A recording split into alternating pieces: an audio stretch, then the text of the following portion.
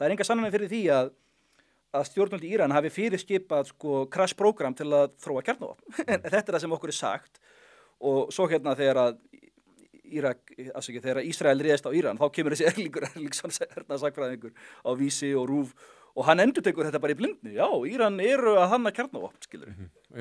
Fullir bara eins og svo þessi staðurinn. Já, allir eru bara fullir af það og svo þegar núna Trump varpar sprengjum á Íran, þá stíga allir stjórnmálaleiðtogar í Evrópu eins og þú bendir á fram og taka undir og styðja þetta og taka undir þessa réttlætingu, já, Íran er stórhættulegt af því þeir eru að þróa kjarnavopn og sáu þau hann Trump birti á Truth Social ástarbréfið sem að Mark Rutte sendi honum yfirmaður NATO, framkvæmdastjóri NATO, þar sem hann bara notar orðalega Trump sjálfs til þess að segja að þetta hafi verið big win og eitthvað. Enginn nema þú hefðir getað gert þetta og allt þetta.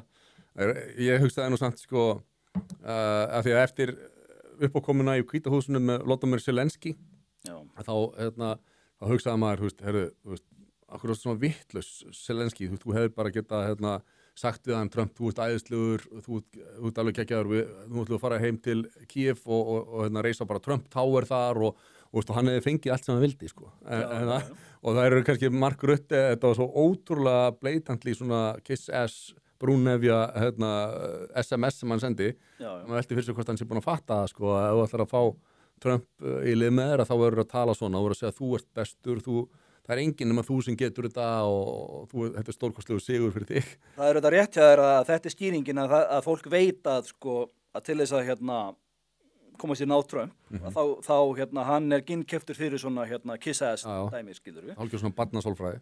Já, það er alveg rétt og þetta vita margir. Þess vegna er merkilegt að Zelenský hefði verið svo vitlaus að fatta það ekki. Segi ekki bara já, amen og þá fær hann bara allt sem hann vill. En nú er ég náttúrulega ekki kjarnorku vísindamaður, en ég hef alltaf haldið fyrirfram að það væri mjög svona hættuspil að varpa sprengjum á kjarnorkuinnviði, að ég veit ekki, ef það myndir sprengja upp kjarnorkuver í Evrópu, það geti, ég myndi halda af því kemur mikil geislavirknishætta sem að myndi dreifast víða.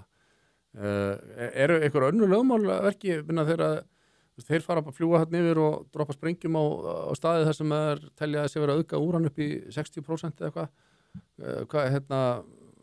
Er eitthvað sem ég misti af eða?